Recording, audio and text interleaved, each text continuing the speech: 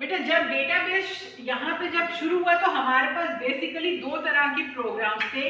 एक था file processing system या फाइल मैनेजमेंट प्रोग्राम, दूसरा था डेटाबेस मैनेजमेंट सिस्टम। जो सबसे पहले आया था that was file processing system and then came database management system.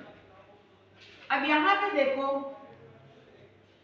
Database के अंदर होता क्या है, collection of inter related data. Inter related data का मतलब होता है आपस में डेटा किसी ना किसी तरह से रिलेटेड है। जैसे अगर रोल नंबर है तो रोल नंबर है तो साथ में नेम होगा स्टूडेंट का, उसी स्टूडेंट का फोन नंबर होगा, उसका एड्रेस होगा, उसका फादर्स नेम होगा, उसकी क्वालिफिकेशन होगी कि कौन सी क्लास वो उसने क्लियर करी है। ठीक है, तो जो भी चीज है कोई और जगह पे पढ़ा होगा तो उसका रोल नंबर पढ़ा होगा, उसके सब्जेक्ट के मार्क्स पड़े होंगे, किसी ना किसी तरह से जो हमारे पास डेटा अवेलेबल है वो आपस में रिलेटेड होता है। Set of programs to access the data. DBMS contains information about a particular enterprise. It provides an environment that is both convenient and efficient to use. अब ये चीज तो मैं आपको डेफिनेशन में पहले ही बता चुकी हूँ कि हम इजीली एक्सेस कर सकते हैं। अब ये डेटाबेस की एप्लीकेशन ये कहाँ यूज हो सकता है। डेटाबेस का मतलब ही होता है vast amount of data that we have to manage. अब इतना वास्ट अमाउंट डेटा कहाँ पे होता है, बैंकिंग में बहुत सारे एम्प्लॉइज हैं, बहुत सारे उसके क्लाइंट्स हैं, एम्प्लॉइज भी हैं और क्लाइंट्स भी हैं जिनका अकाउंट जो होता है वो बैंक में होता है। एयरलाइन रिजर्वेशंस, डेली आप ट्रेवल करते हो, डेली बुकिंग होती है, चाहे एयरलाइंस हो चाहे रेलवेज हो या आजकल तो बस की भी ऑनलाइन टिकट रिजर्वेशन हो जाती है। यूनिवर्सिटीज में स्टूडेंट्स एनरोल होते हैं, एम्प्लॉइज भी हैं और स्टूडेंट्स भी हैं, हर साल बहुत सारे स्टूडेंट्स एनरोल होते हैं। सेल्स में आप क्या चीज बेच रहे हो, क्या खरीद रहे हो, मैन्युफैक्चरिंग में, ह्यूमन रिसोर्सेज में, ये सारी चीजें हैं। These are a few of the things जो आई हैव मेंशन जहां पे डेटाबेस यूज होते हैं।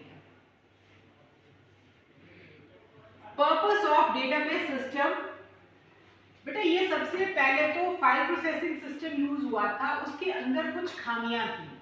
Drawbacks of using file processing system, इसके अंदर कुछ खामियां थी जो खामियां हमने रिमूव कर दी DBMS में।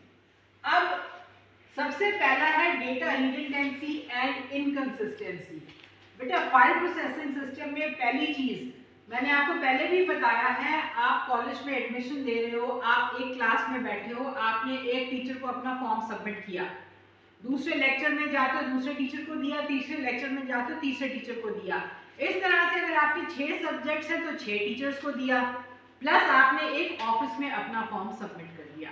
ये मैं उस एरिया से, उस पॉइंट ऑफ व्यू से बता रही हूँ जब हम फाइल प्रोसेसिंग सिस्टम में काम करते हैं। 6 टीचर्स के पास आपका डेटा प्लस ऑफिस में आपका डेटा, सेम डेटा पड़ा है, सेम डेटा को हम बोलते हैं रिडंडेंट डेटा, सेम डेटा को बोलते हैं रिडंडेंट डेटा। सो डेटा रिडंडेंसी, तो यहाँ पे क्या है, हमारे पास हर टीचर के पास सेम डेटा है, the data is being redundant. Redundant होता है जो सेम होता है, वही चीज रिपीट हो रही है, फर्स्ट सेकंड थर्ड 5 6 सारे टीचर्स के पास प्लस ऑफिस में वही डेटा आपका रखा गया है और वो रिपीट हो रहा है। यहाँ पे बेटा इनकंसिस्टेंसी भी आती है, यहाँ पे डेटा रिडंडेंसी है, डुप्लीकेशन है, बट डुप्लीकेशन से इनकंसिस्टेंसी कैसे आती है। फॉर एग्जाम्पल आपने फॉर्म में अपना मोबाइल नंबर भरा है, बेटा आपने 6 टीचर्स को और एक ऑफिस में अपने फॉर्म्स दे दिए, आपने अब अपना मोबाइल नंबर चेंज कर दिया। मान लो उस दिन आपने 5 टीचर्स को अपना मोबाइल अपडेट करवा दिया, आपने 5 लेक्चर्स लगाए, 6 लेक्चर आपने नहीं लगाया, तो आपका क्या है, मोबाइल नंबर उस टीचर के पास नहीं गया, आपने ऑफिस में भी भूल गए, उनके पास भी नहीं आया। अब जिस दिन आपका एग्जाम हो रहा है, सब टीचर्स ने आपको कॉल किया कि इस दिन आपका एग्जाम है, शेड्यूल है, इस दिन आपका पेपर होगा, 5 टीचर्स का कॉल आ गया, लेकिन बेटा 6वें टीचर को जिसको आपने अपडेट नहीं करवाया उसने आपके पुराने फोन पे कॉल किया और वो तो आपके पास नंबर था नहीं, तो आपको इंफॉर्मेशन नहीं मिली, now the data is inconsistent, यानी कि हर जगह सेम नहीं है वो, ना ऑफिस के पास है ना एक टीचर के पास है, बाकी 5 के पास था। अब किसको क्या पता कि कौन सा नंबर सही है। तो यहाँ पे जब हमारे पास डेटा की डुप्लीकेसी होती है तो इनकंसिस्टेंसी हो जाती है, चाहे ना चाहे किसी ना किसी वक्त जो डेटा है कहीं ना कहीं पे हमारे को गलत या पुराना रह जाता है, अपडेट नहीं हम कर सकते हैं या करवा सकते हैं। Difficulty in accessing the data, सबसे पहले तो बेटा यहाँ पे डुप्लीकेसी थी। डुप्लीकेसी क्यों थी? डुप्लीकेसी क्यों थी? क्योंकि यहाँ पे शेयरिंग नहीं थी। डुप्लीकेसी क्यों थी? शेयरिंग नहीं थी। कोई टीचर दूसरे टीचर के साथ आपका डेटा नहीं शेयर कर रहा, ऑफिस वाला आपके साथ आपका डेटा किसी टीचर के साथ शेयर नहीं कर रहा। शेयरिंग नहीं थी तो इनकंसिस्टेंसी हो गई। अब यहाँ पे difficulty in accessing the data, यहाँ पे क्योंकि हर कोई अलग अलग फॉर्मेट में डेटा रखता है, उसकी मर्जी, वो जैसे मर्जी रखे। शेयरिंग नहीं थी, किसी को क्या पता कि उसने किस फॉर्मेट में रखा हुआ है। यहाँ पे शेयरिंग नहीं थी, हर कोई अपने अपने फॉर्मेट में डेटा रखता था, इसलिए there was difficulty in accessing the data. Need to write new program to carry out each new task. यहाँ पे फॉर एग्जाम्पल आप बैंक में काम करते हो, आप बैंक के मैनेजर हो, ठीक है। आपने यहाँ पे बोला जिस भी लोगों के पास 10 लाख से ऊपर की एफडी है वो मेरे इंपॉर्टेंट क्लाइंट है, इंपॉर्टेंट कस्टमर है, उनको मैं दिवाली पे गिफ्ट दूंगा। आपने अपने ऑफिसर को बोला सारी लिस्ट निकाल लो जिन लोगों ने 10 लाख से ऊपर की एफडी करवाई है।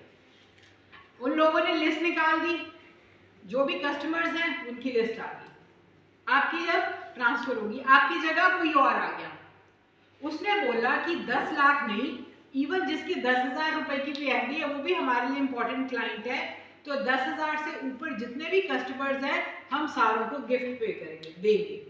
लेकिन बेटा जो प्रोग्राम लिखा हुआ था 10 लाख से ऊपर का लिखा हुआ था, सो अब यहाँ पे प्रोग्राम क्या है, 10,000 से ऊपर वाले के पास कोई भी नहीं है, तो there was difficulty in accessing the data, क्योंकि हमने प्रोग्राम लिखा ही नहीं, हमने प्रोग्राम 10 लाख से ऊपर के लिए लिखा था, 10,000 से ऊपर वालों के लिए नहीं लिखा था। डेटा आइसोलेशन, मैंने कहा जब फॉर्मेट अलग होता है तो डेटा अलग पड़ा रह जाता है। कोई फॉर्मेट में सपोज 10 रुपए लिखता है तो उसने इंटीजर यूज किया तो ही विल राइट 10, अगर फ्लोट यूज करता है तो ही विल राइट 10.00। दोनों 10 रुपए हैं but the formats are different. जो 10 रुपए है वो 10.00 वाला एक्सेस नहीं कर सकता, 10.00 वाला 10 वाले में उसको नहीं लिख सकता। जब फॉर्मेट्स अलग होते हैं तो डेटा हमारा आइसोलेट अलग रह जाता है। इंटेग्रिटी प्रॉब्लम जो मैंने यहाँ पे आपको बताई थी वो ही यहाँ पे आ जाती है। Integrity constraints, for example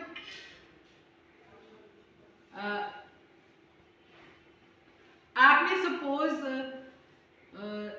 vote करना है तो वहां पे कंस्ट्रेंट लगा देंगे कि आपकी एज लिमिट 18 होनी चाहिए, है ना। तो कहीं पे आपकी एज लिमिट जो है अगर कम है, आप वोट नहीं कर सकते हो, दैट इज इंटेग्रिटी प्रॉब्लम। अब यहाँ वाला अगर एग्जांपल दें, क्योंकि यहाँ पे शेयरिंग नहीं थी, सपोज आपके अकाउंट में 2,000 रुपए हैं तो आपको मिनिमम बैलेंस 1,000 रुपए रखना है। 1,000 रुपए से कम आप अपने अकाउंट में पैसे रख नहीं सकते हो। आप जाते हो, आप अकाउंट से, फाइल प्रोसेसिंग सिस्टम की बात कर रहे हैं, आप अकाउंट में से 1,000 रुपए निकाल देते हो, ठीक है, आपको 1,000 रुपए मिल गए। थोड़े टाइम के बाद आप फिर जाते हो, आप उसमें से 1,000 रुपए निकाल लेते हो। अब जो आदमी जिसने आपको ये 1,000 रुपए दिए थे उसने अपडेट नहीं किया और दूसरे को पता नहीं है जिसने आपको पैसे देने हैं कि इन्होंने 1,000 रुपए निकाल दिए, बैलेंस 1,000 ही रह गया है, and still you are being paid 1,000 rupees और आपका जो बैलेंस है वो 0 हो गया। हमारी कंडीशन थी कि 1,000 रुपए तो मिनिमम होना चाहिए, आपने पहले 1,000 निकाले, थोड़ी देर के बाद फिर 1,000 निकाल लिया, अपडेशन तो हुई नहीं। तो यहाँ पे क्या हो गया, इंटेग्रिटी प्रॉब्लम हो गई, क्योंकि अपडेशन हुई नहीं है, the data it is no longer now integrated, दूसरे के पास वो डेटा गया नहीं तो प्रॉब्लम आ गई। दूसरे के पास भी तो जाना चाहिए था ना, जिसने आपको पैसे देने हैं। बेटा एक जगह अपडेट होकर दूसरी जगह भी जाना चाहिए। दूसरी जगह कब जाएगा? अगर आपस में शेयरिंग होगी तो ही जाएगा ना। एक यहाँ पे अपने एंड पे उसने कर दिया अपडेट, दूसरे को उसने बताया नहीं, तो कैसे पता चलेगा कि आपके अकाउंट में कितने पैसे हैं?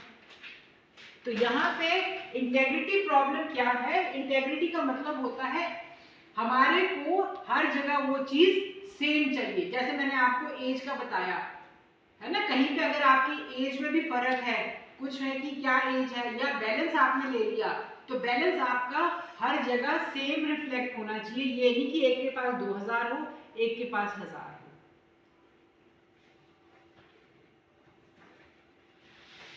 एटॉमिसिटी प्रॉब्लम, एटॉमिसिटी होता है इन एंटायरिटी, हम जो भी काम कर रहे हैं वो पूरे का पूरा कर रहे हैं। फाइल प्रोसेसिंग सिस्टम कहता है मैंने आपको पैसे दिए, ये एक ट्रांजैक्शन है। आपके अकाउंट में पैसे जमा हो गए, ये दूसरे अकाउंट, ये दूसरी ट्रांजैक्शन है। मेरे अकाउंट में से पैसे निकले, दिस इज फर्स्ट ट्रांजैक्शन। आपके अकाउंट में पैसे जमा हो, दिस इज सेकंड ट्रांजैक्शन। ये फाइल प्रोसेसिंग सिस्टम कहता है। अब बेटा मेरे अकाउंट में से 100 रुपए निकल गए, फर्स्ट ट्रांजैक्शन, आपके अकाउंट में 100 रुपए जमा हो गए, सेकंड ट्रांजैक्शन, नो प्रॉब्लम, कोई इशू नहीं है। डेबिट और क्रेडिट दोनों बराबर है, 100 रुपए निकले, 100 रुपए दूसरे अकाउंट में चले गए।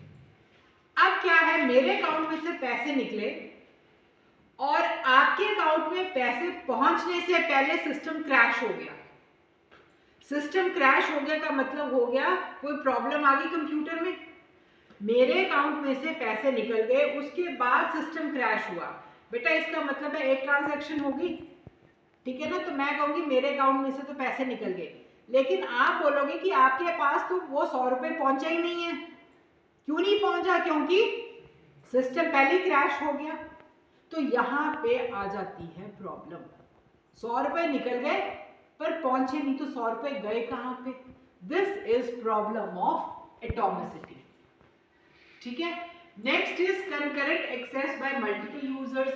कंकरेंट होता है at the same time. Access मतलब रिट्रीव करना। जब दो या दो से ज्यादा लोग सेम टाइम पे अकाउंट को एक्सेस करते हैं, फॉर एग्जाम्पल 2 लोगों का जॉइंट अकाउंट है, ठीक है, उसके अंदर 500 रुपए हैं। पहले ने उसमें से 100 रुपए निकाले तो बैलेंस कितना रह गया? 400। दूसरे ने 50 रुपए निकाले, कितना बैलेंस रह गया? 350। 400 में से 50 फिर निकाल लिए। इसमें कोई दिक्कत नहीं है क्योंकि पहले ने निकाले 100 रुपए, बैलेंस 400, फिर थोड़ी देर के बाद दूसरे बंदे ने निकाले 50, तो बैलेंस रह गया 350। इसमें कोई प्रॉब्लम नहीं है क्योंकि उन्होंने सीरियल वाइज निकाले हैं, पहले एक ने निकाले फिर दूसरे ने निकाले। प्रॉब्लम कब आती है? प्रॉब्लम तब आती है जब 2 लोग साइमल्टेनियसली उस चीज को निकालते हैं, ठीक है। एक ने 100 रुपए निकाला उसी अकाउंट में से, दूसरे ने 50 रुपए निकाला उसी अकाउंट में से, और साइमल्टेनियसली निकाला, एक ही टाइम पे निकाले पैसे। तो ए के अकॉर्डिंग 500 में से 100 निकाला तो 400 रह गए। बी के अकॉर्डिंग 500 में से 50 निकाला तो 450 रह गए। ये वो लोग अपना अपना सोच रहे हैं। ए ने 500 में से 100 निकाला तो उसको 400 दिखा, और बी ने 50 निकाला तो उसको 450 निकला। लेकिन एक्चुअल में कितना निकला? 150 निकला, क्योंकि 100 और 50 150 निकला, तो दिखाया कितना जाना चाहिए? 350। But file processing system does not show the balance to be 350. It shows either 400 or 450. This was the problem of concurrent access. जब 2 लोग साइमल्टेनियसली डेटा कुछ भी एक्सेस करते हैं तब प्रॉब्लम आती है। ये प्रॉब्लम आई थी फाइल प्रोसेसिंग सिस्टम में, और इन सारों का जो सॉल्यूशन है वो डेटाबेस मैनेजमेंट सिस्टम में आ गया था। बेटा ये these are the characteristics of good database. Integrity is maintained. Integrity कैसे मेंटेन होती है? क्योंकि हमारे पास शेयरिंग हो रही है, सिर्फ एक जगह ही हम अपडेट करते हैं। फाइल प्रोसेसिंग सिस्टम में जगह जगह अपडेट करवाना पड़ता था, लेकिन डीबीएमएस में हम एक जगह अगर उसको अपडेट करें, एक जगह अपडेट करवाना ज़्यादा इजी है। हर कोई वहां से एक्सेस कर सकता है, यानी कि शेयरिंग होगी। तो जो अच्छा डेटाबेस है उसकी निशानी क्या है? फर्स्ट इज डेटा इंटेग्रिटी, यानी कि जो भी डेटा उसके अंदर पड़ा है वो वैलिड डेटा पड़ा हुआ है। मैंने एग्जांपल दिया था, अगर आपके अकाउंट में 2000 है, 1000 आप दो बार हजार निकाले तो बैलेंस जीरो होता है, तो it is not done. Minimum requirement is 1000 rupees should be there. तो यहाँ पे data integrity is maintained. Data independence बेटा, this is another separate topic, I shall discuss it later. Avoiding data redundancy, duplication जो है वो यहाँ पे avoid हो जाती है। डुप्लीकेशन कैसे अवॉइड होती है? आप सारे के सारे फॉर्म जो हैं ऑफिस में जमा कर दो, जिसको जो आपके डिटेल्स चाहिए वहां से एक्सेस कर सकते हैं। सारे टीचर्स को अलग अलग फॉर्म रखने की जरूरत नहीं है, so redundancy is reduced. Data security, यहाँ पे जो अनऑथराइज्ड यूजर्स हैं वो डेटा को एक्सेस नहीं कर सकते।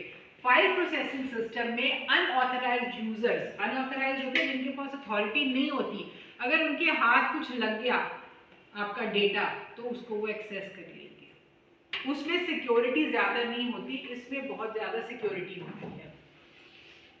डेटा मेंटेनेंस, मेंटेनेंस के अंदर क्या होता है कि हम डेटा को अप टू डेट रखें।